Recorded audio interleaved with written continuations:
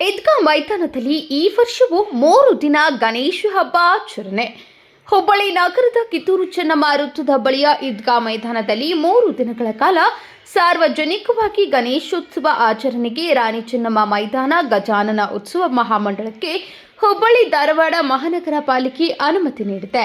ಪಾಲಿಕೆ ಆಯುಕ್ತ ಡಾಕ್ಟರ್ ಈಶ್ವರ್ ಉಳ್ಳಾಗಡ್ಡಿ ಅವರು ಮಂಗಳವಾರ ತಮ್ಮ ಕಚೇರಿಯಲ್ಲಿ ಸಮಿತಿ ಅಧ್ಯಕ್ಷ ಸಂಜೀವ್ ಬಡಸ್ಕರ್ ಅವರಿಗೆ ಷರತ್ತುಬದ್ಧ ಅನುಮತಿ ಪತ್ರ ನೀಡಿದರು.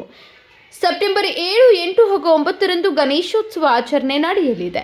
ಈದ್ಗಾ ಮೈದಾನದಲ್ಲಿ ಇದು ಸತತ 3ನೇ ವರ್ಷ ಸಾರ್ವಜನಿಕವಾಗಿ ಗಣೇಶೋತ್ಸವ ಆಚರಣೆ ಮಾಡ್ತಿರುವುದು.